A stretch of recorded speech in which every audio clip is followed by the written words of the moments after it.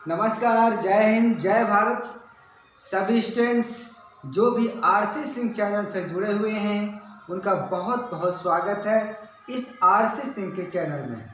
यहाँ पर आपको बायोलॉजी, हाई स्कूल की मैथ, हाई स्कूल की साइंस, 11th की केमिस्ट्री एंड 12th की केमिस्ट्री, सारे इम्पोर्टेंट टॉपिक्स और स्टेप बाय स्टेप समझाया जा रहा है।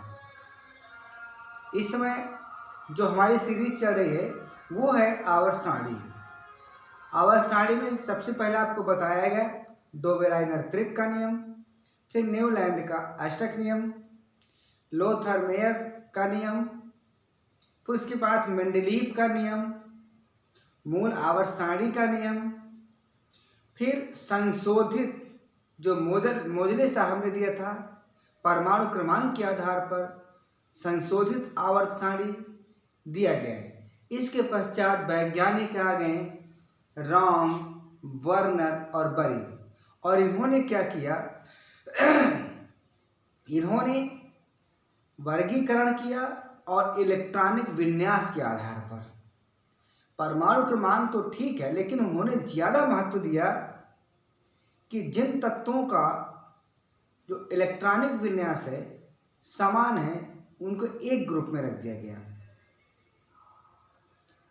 और इस प्रकार से समान इलेक्ट्रॉनिक विन्यास वाले तत्वों को अलग अलग ग्रुपों में रख करके एक ब्लॉक बना दिया गया और पूरे आवर्त सारणी को 4 भागों में बांट दिया गया, S block, P block, D block और एफ ब्लॉक। अब इन 4 ब्लॉकों को आज हम देखेंगे कि आखिर इनके इलेक्ट्रॉनिक विन्यासों में किस प्रकार समानता है, और इलेक्ट्रॉनिक विन्यास के बारे में डिटेल में आज हम पढ़ेंगे। तो ये रहा आधुनिक आवर्त सारणी जिसको हमें पढ़ना है, क्योंकि इसके बगैर हम आगे नहीं चल पाएंगे। इसलिए आज हम एलिमेंट, इसके पहले की वीडियो में हमने एलिमेंट के बारे में बता दिए थे कि किस प्रकार आप याद करेंगे, इनका ट्रिक कैसा है, सारे तत्वों के बारे में बता दिए थे। केवल आपको जो है रेड कलर से लिखा हुआ है, ठीक है ना, रदरफोर्डियम है, डुबीनियम है, Hg, BH, HS जितना भी यहाँ पर लिखा है ये वाले, और इनकी ट्रिक नहीं बताई गई। तो भैया कुछ ना कुछ तो आपको याद करना पड़ेगा, क्योंकि सभी की ट्रिक नहीं बन सकती। बनेगी भी तो उल्टा पुल्टा बनेगी, लेकिन आपको मज़ा नहीं आएगी। पर कोई बात नहीं, जितना हमको आवश्यकता है, जैसे यहाँ से यहाँ तक 3 लाइन ये, और यहाँ से ये पूरा आपको ट्रिक बनाकर समझा दिया गया था, और यही हमारे आगे पीछे केमिस्ट्री में चलते रहते हैं। तो आइए आज हम इनको देखते हैं कि आखिर इन जो पहला वर्ग है इसमें इन्हीं तत्वों को क्यों रखा गया है। एक बार आप बड़ा बड़ा यहाँ देखिए, ये पूरा आपका एस ब्लॉक है, ये आपका पूरा पी ब्लॉक है, ये आपका बीच वाला जो येलो कलर में है ये आपका डी ब्लॉक है, और ये आपको जो नीचे रख दिया गया है ये पूरा आपका एफ ब्लॉक है। यह ब्लॉकों को 2 36 लाइनों में 2 भागों में 2 श्रेणियों में बांटा गया है। ऊपर वाले को लैंथेनाइट श्रेणी और नीचे वाले को एक्टिनाइट श्रेणी कहा जाता है। इनको यहाँ से उठाकर यहाँ क्यों रखा गया है, थोड़ी गले में खराश है, सही नहीं हो रहा, लेकिन सही हो गया हद तक। कोशिश करेंगे कि जल्दी से ठीक हो जाए। आपको मैनेज करिए, कुछ आवाज़ में थोड़ा सा चेंजिंग आया होगा। तो यहाँ अगर इनको यहाँ रखा गया था तो थोड़ा सा आवर्त सारणी के गुणों में बहुत विभिन्नता देखने को मिली थी, इसलिए इनको नीचे रख दिया गया है, और इस प्रकार से यह ब्लॉक इनको कह दिया गया है। क्लियर? तो आइए अब देखते हैं कि एस ब्लॉक में जो तत्व हैं इतने हाइड्रोजन, लिथियम, सोडियम, पोटेशियम, और यहाँ बेरियम, मैग्नीशियम, कैल्शियम, इनको एक एक वर्ग में क्यों रखा गया है। फिर हम देखेंगे कि ये जो पी ब्लॉक है इसमें कितने वर्ग और कौन कौन से तत्वों को किस वर्ग में रखा गया, कारण सहित इलेक्ट्रॉनिक विन्यास के आधार पर। क्लियर? तो बिना देरी किए आइए हम बताते हैं। एक बार इस आवर्त सारणी के स्क्रीनशॉट आप ले सकते हैं।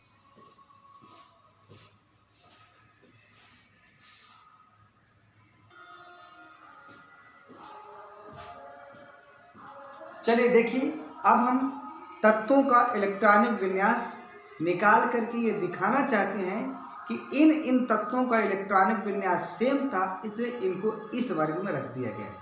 जिन जिन तत्वों का इलेक्ट्रॉनिक विन्यास समान रहेगा उनको एक एक वर्ग में रखते चले गए। तो इसके लिए एक वैज्ञानिक थे हमारे पास, ऑफ-बाउ का नियम था। ऑफ-बाउ जो थे उन्होंने ऑफ-बाउ एक जर्मन भाषा का शब्द है जिसका अर्थ होता है रचना करना, निर्माण करना।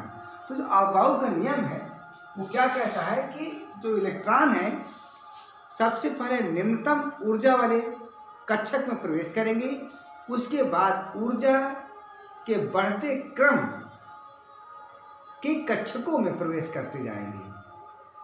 और इस प्रकार से ऑफ-बाउ ने ये नियम दिया था, पहले फर्स्ट एस में, फिर 2s 2p में जाएंगे, फिर 3s में, फिर 3p में जाएंगे, 3p के बाद 4s में, फिर 3d में, 4p, 5s, फिर 4d, फिर 5p, फिर 6s, फिर 4f, 5d, 6p, 7s, फिर 5f, 6d, 7p और फिर 6f, 7d। ठीक है, इसको हम डायरेक्टली ऐसे भी लिख सकते हैं, कोई दिक्कत नहीं। अगर आप याद कर सकते हैं तो ठीक है, नहीं आप इस ऑफ-बाउ का जो संरचना है, जो नियम है, जो रूल दिया है, इसका आप फॉलो कर सकते हैं। बहुत इंपॉर्टेंट है। तो चलिए देखते हैं यस ब्लॉक। यस ब्लॉक में दो वर्ग रखे गए हैं, पहला वर्ग और दूसरा वर्ग। पहला वर्ग और जो दूसरा वर्ग आवर्त सारणी में है, जो प्रावर्धित या दीर्घाकार आवर्त सारणी में पहला वर्ग है और दूसरा वर्ग है, उनको एस ब्लॉक के तत्व कहते हैं। तो पहले वर्ग में क्या क्या है आपको हमने बताया था। क्या बताया था, जरा देखिए यहाँ से। पहला आपका हाइड्रोजन है, लिथियम है, फिर सोडियम है, फिर पोटेशियम है, फिर रुबीडियम है, फिर सीजियम है, फिर फ्रांसियम। ये पहला वर्ग आपको बताया जा रहा है। आपको ट्रिक भी बताया थे, हलीना करे रब से फरियाद, हलीना कर रब से फरियाद। और क्या फरियाद करना है ये तो वही जाने, या जो उनसे कह रहा है। हलीना कर रब से फरियाद। तो चलिए आइए देखते हैं। अब इसका परमाणु क्रमांक कितना होता है। जो हाइड्रोजन होता है इसका परमाणु क्रमांक 1 होता है, लिथियम का होता है 3 होता है, सोडियम का होता है 11, पोटेशियम का कितना होता है भैया 19 होता है, और रुबीडियम का कितना होता है भैया 37 होता है, और सीजियम का कितना होता है 55 होता है, और फ्रांसियम का कितना होता है 87। कितना होता है 87। ये अब हम सभी के इलेक्ट्रॉनिक विन्यास निकालेंगे, पर मैं एक बार क्लियर करना चाहता हूँ कि क्या वीडियो अच्छे से दिखाई दे रहा है। यस दिखाई दे रहा, कोई दिक्कत नहीं। तो हम अब इलेक्ट्रॉनिक विन्यास निकालने जा रहे हैं। चलिए आइए फटाफट देखते हैं। तो यहाँ देखिए, अरे यार देखो छिपकली आ रही है। अब क्या करें भाई, गांव घर है तो छिपकली तो आएगी ही ना, वो भी रात में छिपकली आ रही है। अब रात में तो आती है, दिन में तो आती नहीं है, कोई बात नहीं। आइए आपका भी स्वागत है, आप अपना काम करिए, हम अपना काम करिए। वो अपना शिकार कर रही है, हम भी अपना काम कर रहे हैं। तो देखिए जो इसका आपका रूल है वो रूल ये है कि इसमें एक ही इलेक्ट्रॉन है तो फर्स्ट S1 कर देंगे। लिथियम में क्या हो जाएगा फर्स्ट S1, फर्स्ट S2 होगा, सॉरी, एंड 2S1 होता है। अब यहाँ पर एक चीज हम बताना आपको भूल गए। देखिए जो आपके उपकोष होते हैं वो 4 होते हैं, S, P, D और F। यह हमने अपने केमिस्ट्री के वीडियो में डाल चुके हैं, आप इसको जाकर के देख सकते हैं।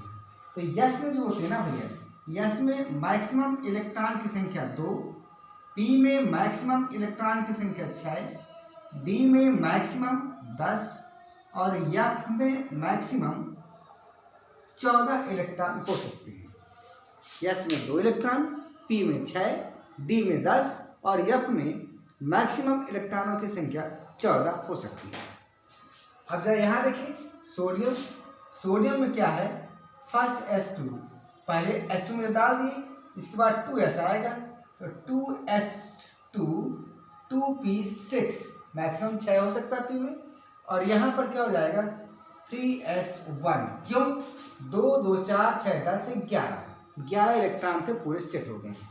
अगला देखिए 19 में first s1, first s2, 2s2, 2p6, 3s2, 3p6। इसके बाद 4s आएगा। क्या आएगा? 4s। 3d नहीं आएगा, 4s आएगा, ध्यान रखिएगा। 4s1। जरा काउंटिंग करिए, 2 2 4 6 10 12 18 19। 3d 0, 3d 0, 3d में नहीं जाएगा। 37 को देखिए, first s2, 2s2, 2p6, 3s2, 3p6। अब उसके बाद देखिए 3p के बाद किस में जाएगा? 4s में। तो हम यहाँ डाल लेंगे 4s, यहाँ कर लेते हैं, ठीक है। या आप ऐसे लिखिए, फिर बाद में सेटिंग कर लेंगे। 4s2, फिर यहाँ पर 3d आएगा। 4s के बाद कहाँ आ रहा है? 3d में आ रहा है। 3d में 10 कर दीजिए। 3d के बाद किस में आएगा? 4p में। 4p में कितने होते हैं? 4p में 6 हो सकते हैं। 4p के बाद 5s आएगा, तो 5s। अब यहाँ इलेक्ट्रॉन की संख्या देखिए, 2 2 4 6 10 12 18 20 30 36 1 37। यहाँ पर 1 आ जाएगा। क्लियर? इसी प्रकार आप देखिए 55 को देखिए, first s2, 2s2, 2p6, 3s2, 3p6, और यहाँ पर 4s2 आएगा, फिर 3d 10 आएगा, फिर 4p6 आएगा, फिर 5s2 आएगा, 5s के बाद 4d आएगा, 4d 10 आएगा, 4d के बाद 5p आएगा, 5p6 आएगा, 5p के बाद 6s आएगा, 6s। अब काउंटिंग करूँ पहले, तो 2 2 4 6 10 12 18 20 30 36 38 10 48, 48 2 50 4 54, लेकिन है कितना? 55। यहाँ 1 आ जाएगा, ठीक है। अब फ्रांसियम को निकालेंगे, तो यहाँ पर लास्ट में आपका क्या आएगा? 7s1। तो अब जरा यहाँ पर देखिए, आप ये पहला वर्ग है। पहले वर्ग में देखिए, आप जो कुछ भी निकाल रहे हैं, उनका लास्ट इलेक्ट्रॉन कहाँ जा रहा है? जरा देखिए, किस जगह जा रहा है? s ब्लॉक में जा रहा है। यहाँ देखिए 7s1, 6s1, 5s1, 4s1, 3s1, 2s1, 1s1। यहाँ पर देख लीजिए, सारे तत्वों का जो अंतिम इलेक्ट्रॉन है वह s उपकोष में जा रहा है। इसीलिए कहते हैं ये तत्व यस ब्लॉक की है। क्लियर? अब देखिए SPDF के जो सामने लिखा रहता है, जैसे अगर कुछ लिखा है 10s2 ऐसे लिखा है, ठीक है, तो ये जो संख्या होती है ये वाली, ये आवर्त को बताती कि किस आवर्त में है वह तत्व। और जो ये संख्या ऊपर वाला है, ऊपर वाला वर्ग बताता है। क्या बताता है? वर्ग। तो मैं इसको थोड़ा लिख दूं, आप स्क्रीन साथ ले लीजिए, ताकि बहुत काम की चीज है। जैसे आप यस कुछ भी लिखा ऐसे, ये यहाँ पर लिख दो, कुछ और लिख दो, आप कोई संख्या लिख दो ये। तो यहाँ पर भी आपका 3 लिखा हुआ है, ये आपको आवर्त बताएगा। क्या बताएगा? आवर्त। और ये तो आपका ब्लॉक है, और ये क्या है? वर्ग है। क्या है? वर्ग। क्या है? वर्ग या समूह। ये चीज होता है, 3 चीज देखिएगा। और ये वर्ग जो है उस ब्लॉक में बता रहा है कि उस ब्लॉक का कौन सा वर्ग है।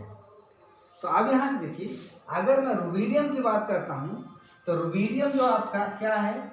जो रुबीडियम है, इसका अंतिम इलेक्ट्रॉनिक विन्यास क्या है? यह 5s1। इसका मतलब है कि जो रुबीडियम है, इसका आवर्त कितना है? 5। 5वां आवर्त है, यस ब्लॉक है, और यस ब्लॉक में पहला वर्ग। ये है रुबिडियम का परिचय। तो ध्यान रखिएगा, ये रुबिडियम का परिचय हो गया।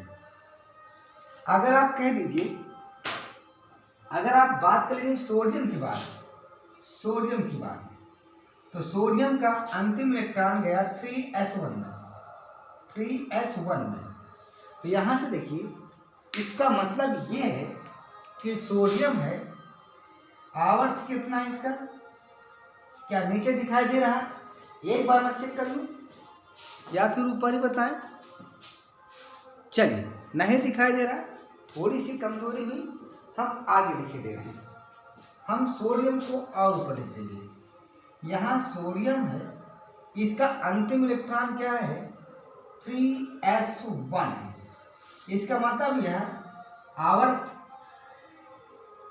3 में है, ब्लॉक यस ब्लॉक, और वर्ग क्या है आपका? 1, यानी यस ब्लॉक का पहला वर्ग। तो इस प्रकार से आप देख सकते हैं, कोई भी तत्व है अगर, तो उसका आप इलेक्ट्रॉनिक विन्यास निकाल करके आवर्त सारणी में उसकी सही स्थिति निर्धारित कर सकते हैं। क्लियर? अब यहाँ देखिए, सभी तत्व जितने यहाँ पर लिखे गए हैं, हलीना करे रबसी फरियाद के अंतर्गत जो तत्व आते हैं, उनका अंतिम इलेक्ट्रॉन किस जगह जा रहा है? S1 अर्थात इनका इलेक्ट्रॉनिक विन्यास लगभग समान है। इसलिए संयोजी कोष में उपस्थित विन्यास के आधार पर, इलेक्ट्रॉनिक विन्यास की समानता के आधार पर इनके गुणों में बहुत समानता होती है, और इसीलिए इन तत्वों को यस ब्लॉक के पहले वर्ग में डाल दिया गया है। क्लियर? अब वीडियो अच्छा लगे तो अभी शेयर कीजिए, अभी सब्सक्राइब कीजिए और लाइक कीजिए। चलिए, अब आइए दूसरा वर्ग देखिए। ये हो गया, स्क्रीनशॉट आप ले सकते हैं। चलिए, हम इसको मिटा दे रहे हैं, ठीक है, या इसी पर हम आगे बना देते हैं, क्या दिक्कत है?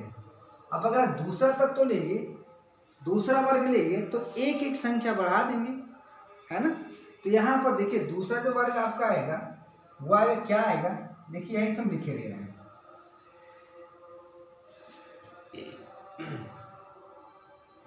अलग से लिखे दे रहे हैं, क्या दिक्कत है? लिखना ही तो है।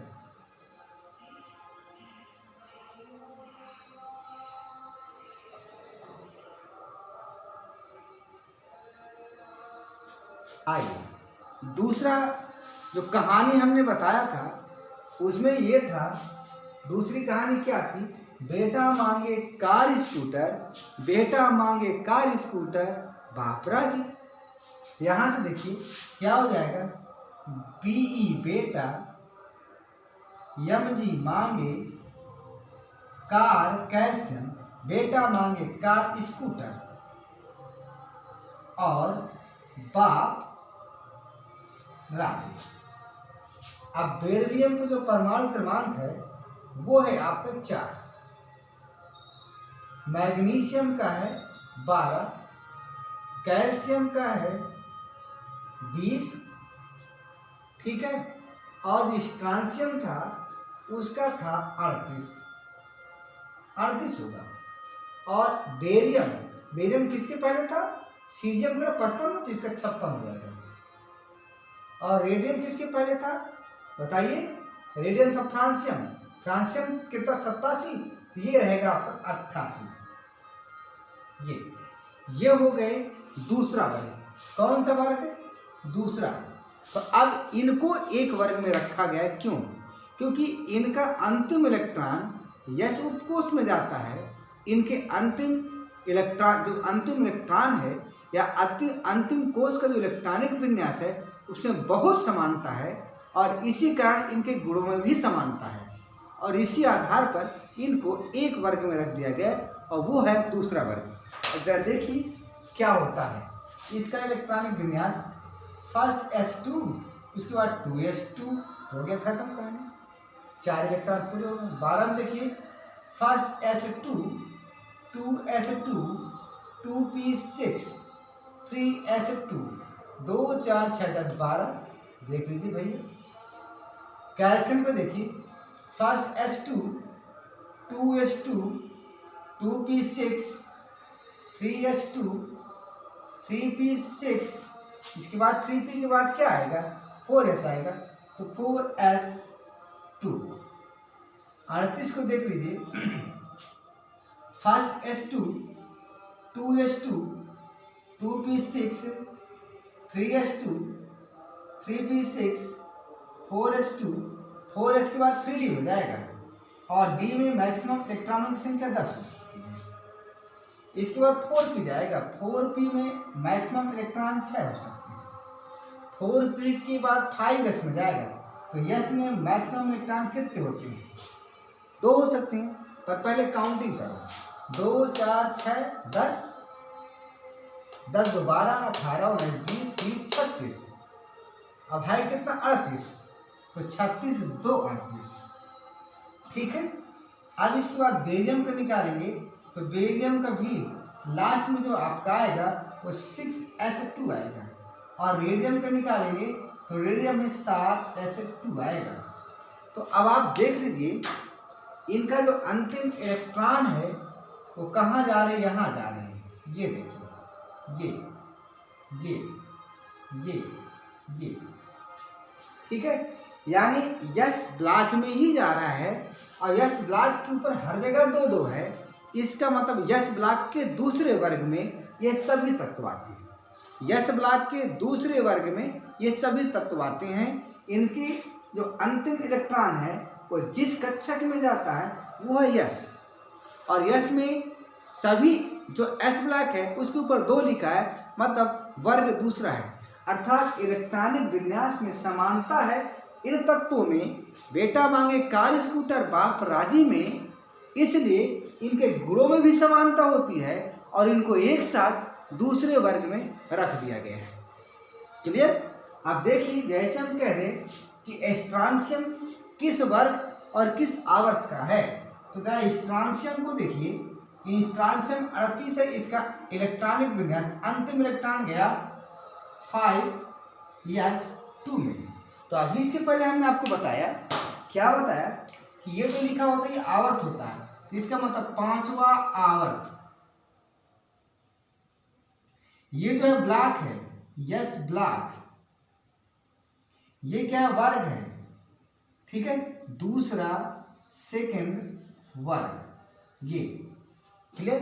कुछ भी आप कर सकते हैं, आप देख सकते हैं और साइड में बिल्कुल क्लियर है, ठीक है। तो ये हो गया एस ब्लॉक की बात। आइए अब पी ब्लॉक देखते हैं, क्या देखते हैं, पी ब्लॉक। चलिए स्क्रीनशॉट ले लीजिए, फटाफट ले लीजिए, उसके बाद मिटाते हैं। हो गया, चलिए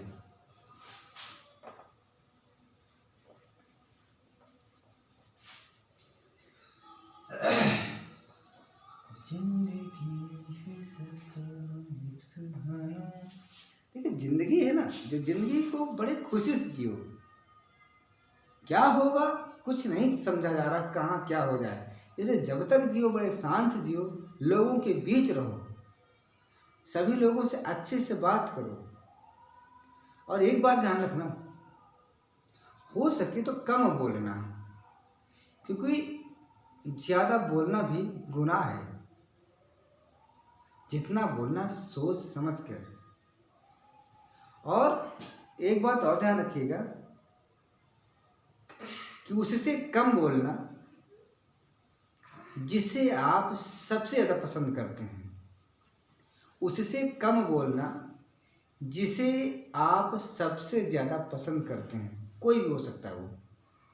क्योंकि अगर आपने कभी भी फाल्ट से उससे बोल दिया तो जो सबसे ज़्यादा आपको पसंद करता है वो आपसे सबसे दूरी हो जाएगा, और फिर आपको तकलीफ होगा उनको भी, होगा आपको भी। तो इसीलिए कह रहे हैं कि सोच समझ करके। क्लियर। आइए आगे देखते हैं। अब पी ब्लॉक में आइए, तो पी ब्लॉक में क्या क्या था आपको बताया गया था, चलो बताते हैं क्या था। बैगन, आलू, गाजर, बैगन आलू गाजर इन थैला, ये बताया गया था ना। बैगन, आलू, गाजर, इन थैला, boron, aluminium, gallium, indium, thallium. चलिए अब ये थैलियम है, तो आइए आगे देखते हैं क्या है ये। अब यहां से देखिए जो थैलियम है, इसका कितना होता है, इसका कितना होता है पहले हम देख लेते हैं। तो इसका होता है 5 परमाणु क्रमांक, इसका होता है 13 होता है, और गैलियम का कितना होता है 31 होता है, इंडियम का कितना होता है 49 होता है, और थैलियम का कितना होता है भैया कोई बताएगा, 81 होता है। अब आखिर इनको एक वर्ग में क्यों रखा गया है, तो इनको एक वर्ग में रखने का क्या रीजन है, देखिए कौन सा पेन लिया जाए भाई, इसको लिया जाए। यहाँ देखिए फर्स्ट S2 2S2 2P1, ठीक है। दिखाई दे रहा है कि नहीं दिखाई दे रहा, ना दिखाई दे रहा तो हम मोटा इसके लेते हैं थोड़ा सा। एल्युमिनियम को देखिए first S2 2S2 2P6 3S2 और 3P, अब काउंटिंग कर लो, 2 2 4 6 10 12 1 13 है ना, 13। गैलियम को देख, गैलियम Ga है ना, तो यहां से क्या हो जाएगा first S2 2S2 2P6 3S2 3P6, फिर इसके बाद क्या आएगा 4S2, फिर 3D10, और 3D के बाद आएगा 4P। तो 4P में क्या आएगा चेक कर लीजिए, 31 होना चाहिए। 2 4 6 10 12 18 19 20 30, और 30 के बाद कितना जोड़ेंगे 1, यहाँ कर देंगे 1, ठीक है। इसके बाद इंडियम का निकालेंगे भैया, तो ये आपका बढ़ता चला जाएगा इस नियम के आधार पर या इस नियम के आधार पर, यहाँ हो जाएगा 5P1, और आप थैलियम को निकालेंगे तो यहाँ हो जाएगा 6P1। अब जरा इन तत्वों का अंतिम इलेक्ट्रॉन अर्थात अंतिम इलेक्ट्रॉनिक विन्यास जरा देखिए, 6P1 5P1 4P1 3P1 2P1 सभी P ब्लॉक में आते हैं। जो अंतिम इलेक्ट्रॉन है इनका, इन सभी का जो अंतिम इलेक्ट्रॉन है वो P ब्लॉक में जाता है, तो इनको P ब्लॉक में रख दिया गया है। अब इनमें जो एक एक इलेक्ट्रॉन है तो वर्ग 1 अर्थात P ब्लॉक के पहले वर्ग में रखा गया है। P ब्लॉक कहाँ शुरुआत होता है 13वें वर्ग से, 13 14 15 16 17 18 और 0 वर्ग, 13 से लेकर 18, 13 14 15 16 17 18, ठीक है। तो कहने का मतलब है ये P ब्लॉक का पहला वर्ग है। कितना है P ब्लॉक का पहला वर्ग, कुल मिलाकर 18 वर्ग होते हैं, तो 13 14 15 16 17 और 0 वर्ग 18 हो जाएंगे, 12 से 18। तो यहाँ से यहाँ देखिए जो P ब्लॉक में कितने वर्ग हो गए 13 14 15 16 17 18 6 वर्ग, तो 6 वर्ग में ये पहला वर्ग है। ये 1 का मतलब होता है कि ये पहले वर्ग में है, अर्थात इनका अंतिम इलेक्ट्रॉनिक विन्यास P1 में जा रहा है, इसलिए इलेक्ट्रॉनिक विन्यास में समानता होने के कारण इनको हम एक ही वर्ग में रख दिए हैं। और कौन से वर्ग में P ब्लॉक में, P ब्लॉक का पहला वर्ग अर्थात 13वां वर्ग। चलिए अब चेक कर लीजिए, हम देखना चाहते हैं कि गैलियम कहाँ है, 31 कहाँ है, तो इसका अंतिम इलेक्ट्रॉनिक विन्यास देखिए 4P1, इसका मतलब है इसका आवर्त है आपका 4, ब्लॉक है इसका P, और P ब्लॉक का वर्ग क्या है, वर्ग क्या है फर्स्ट P ब्लॉक का है, ध्यान रखिएगा, या इसको फर्स्ट P ब्लॉक का, P ब्लॉक का, या इसको कह सकते हैं 12 + 1 = 13वां वर्ग। ये क्लियर। चलिए ये तो हो गया पी ब्लॉक का। अब पी ब्लॉक का जो पहला वर्ग हो गया ये तो हो गया। अब पी ब्लॉक का दूसरा वर्ग देख लीजिए, फटाफट देखिए, स्क्रीनशॉट ले सकते हैं आप। हो गया, चलिए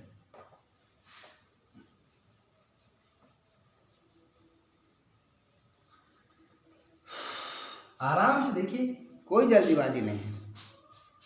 चलिए अब इसके बाद देखिए एक और देख लेते हैं भाई, नाइट्रोजन वाला देख लेते हैं क्या है, सब ऐसे होगा। तो नाइट्रोजन के लिए क्या था, ना पी ऐसे सबके बीच, ना पी ऐसे सबके बीच nitrogen, phosphorus, arsenic, antimony, bismuth. इनका परमाणु क्रमांक लिख लो।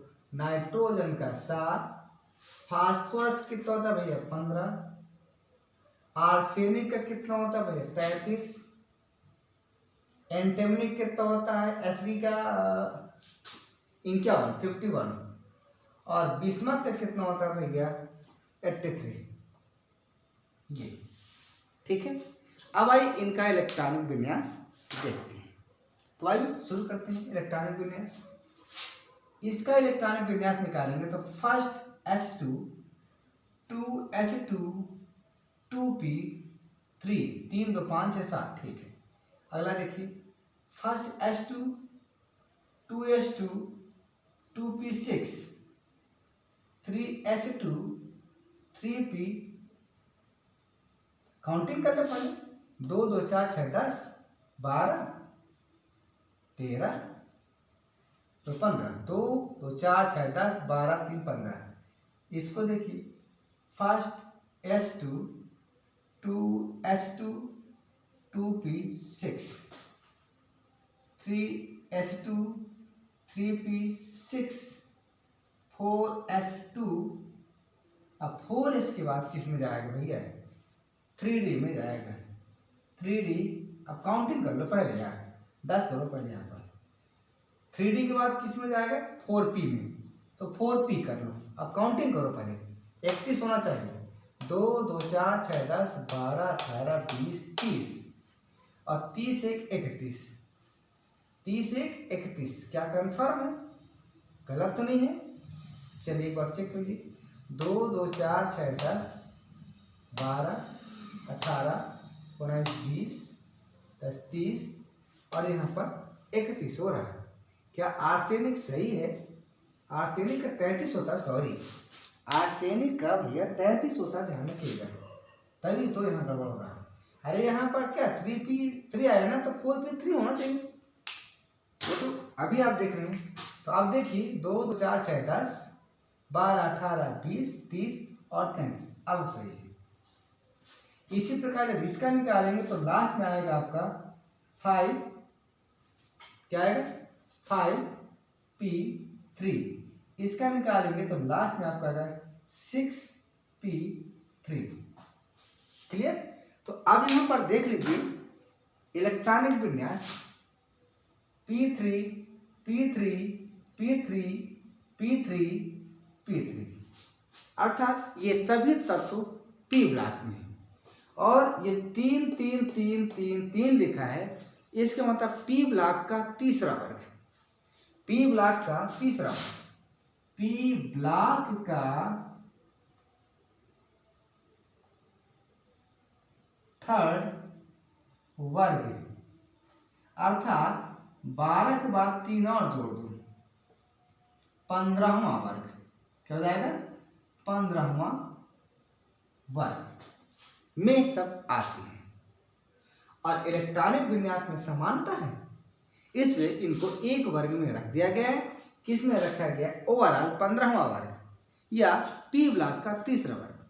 अब यहाँ भी एक कोई चेक कर लो, आर्सेनिक देखें, आर्सेनिक कहाँ का है, आर्सेनिक की पोजीशन क्या है? आर्सेनिक 33, इसकी पोजीशन क्या आवर्त सारणी में? तो इसका जो इलेक्ट्रॉनिक विन्यास है 4p3 है, 4p3, अर्थात इसका जो आवर्त है, जो इसका आवर्त है वो है चौथा। जो इसका वर्ग है ब्लॉक, क्या है ब्लॉक, वो ब्लॉक है आपका p, और जो वर्ग है वो है पी ब्लॉक का तीसरा वर्ग या कह लीजिए 15वां वर्ग। क्लियर? क्या हो गया? 15वां वर्ग।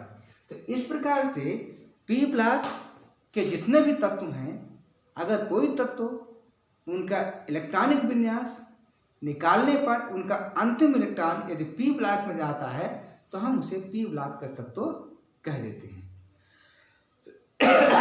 वरना थोड़ा पानी पी लो भाई।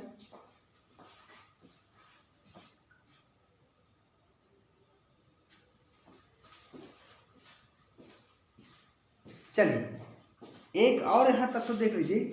कोई एक आखिरी गैस इसमें है ना, शून्य वर्ग को भी डी ब्लॉक में रखा गया है। तो एक और आप तत्व देख लीजिए, उसके बाद हम डी ब्लॉक चलते हैं। क्लियर? चलिए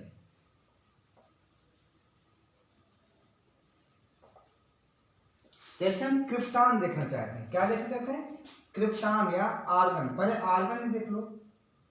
इसका परमाणु क्रमांक होता 18 होता, निकालेंगे। फर्स्ट S2 2S2 2p6, फिर 3S2 3p। अब चेक कर लो, 18 होना चाहिए। 2 2 4 6 10 12 6 18। ठीक है?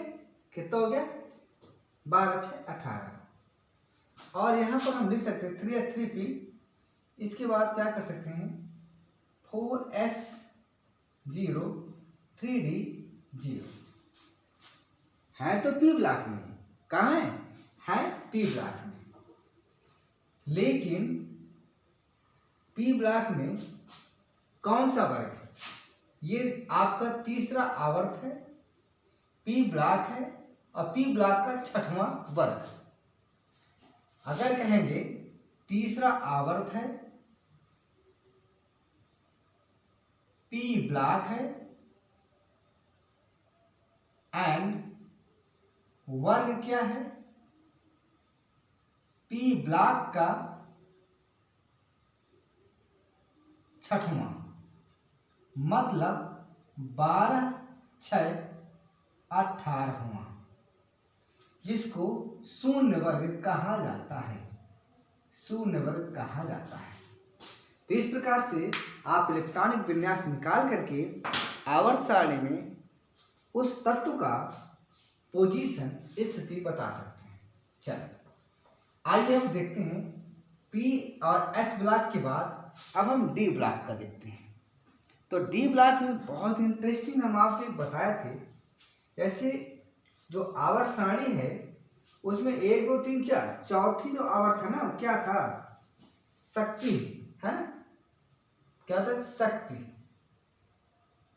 यस, शक्ति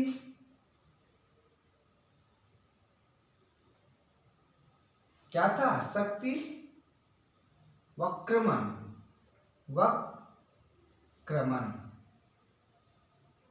ये शक्ति वक्रमण। और क्या था आगे भाई? शक्ति वक्रमण फेरो है ना? शक्ति वक्रमण। और क्या था? फीको नी कु जन। यही तो था, फीको नी कु जन। शक्ति वक्रमण फीको नी कु जन। शक्ति वक्रमण फीको नी कु जन। ये है आपका डी ब्लॉक। ये एक सीरीज में थी, एक लाइन में थी। अब किस आवर्त में होगी अभी बता रहे हैं आपको। तो इनका इलेक्ट्रॉनिक विन्यास निकालेंगे। सबसे पहले परमाणु क्रमांक मालूम होना चाहिए। तो इसका परमाणु क्रमांक क्या है? 21, इसका 22, इसका 23, इसका 24, इसका 25, इसका 26, इसका 27, इसका 28, इसका 29, इसका 30। आइए अब इलेक्ट्रॉनिक विन्यास। ये एक ही आवर्त में है। इनको हमें ऐसा लिखना चाहिए, हॉरिजॉन्टल लिखना चाहिए, क्षैतिज लिखना चाहिए, लेकिन हम नीचे की तरफ लिख दें क्योंकि हमको इलेक्ट्रॉनिक विन्यास निकालना है। तो आइए इसको देखते हैं क्या होगा। First S2 2S2 2p6 3S2 3p6, और 3s3p के बाद क्या आता है 4s2 अब 3d आएगा। तो अब पहले काउंटिंग कर लो, 2 2 4 6 10 12 18 19 20 1, ये हो गया। ठीक है, एक हो गया। अब देखिए इसमें एक ज्यादा है तो यहाँ पर क्या हो जाएगा 3d 2 हो जाएगा। इसमें 2 ज्यादा हो गए हैं तो क्या हो जाएगा भाई, यहाँ से यहाँ तक देखिए, यहाँ से क्या हो जाएगा 3d 3 हो जाएगा। इसमें देखिए क्रोमियम में देखिए क्या होता है, क्रोमियम में देखिए क्या 3d 4 होगा, हम चेक करेंगे कि क्या 3d 4 होगा क्रोमियम में। तो हम क्रोमियम का निकालेंगे, देखिए 24 होता है ना, तो first s2 2s2 2p6 3s2 3p6 और 3p के बाद आएगा 4s2 3d। अब देखिए क्या हो जाएगा 24 होना चाहिए क्रोमियम में, 2 2 4 6 10 12 18 19 20, यहाँ 4।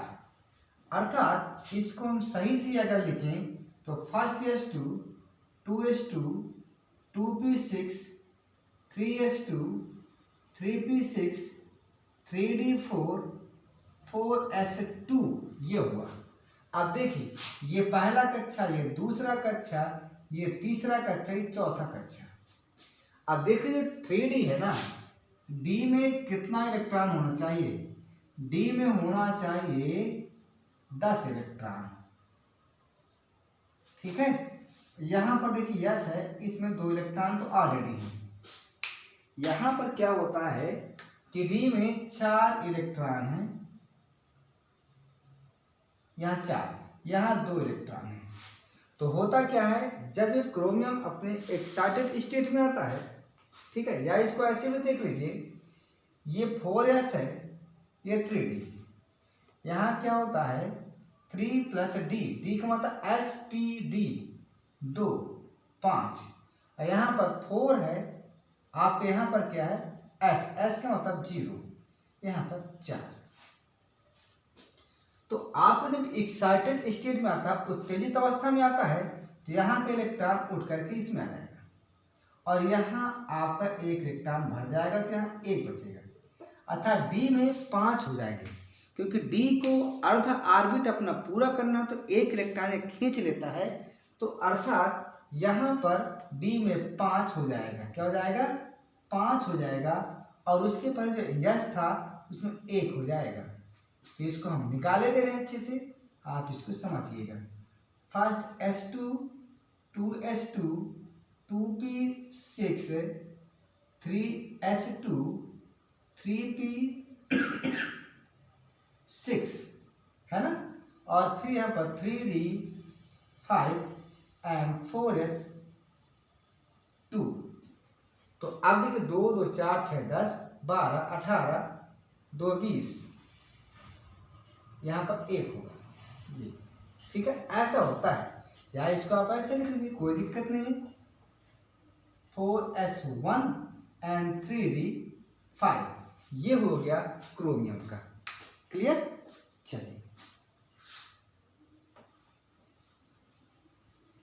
अब उसके बाद इसमें क्या होगा मैग्नीज का, तो मैग्नीज में एक बार क्या तो यहाँ भर जाएगा 4s2 3d 5, इसके बाद 26 में क्या हो जाएगा 4s2 और 3d 6, 27 में क्या हो जाएगा 4s2 3d 7, 28 में क्या हो जाएगा 4s2 3d 8, 29 में क्या हो जाएगा 4s2 3d 9।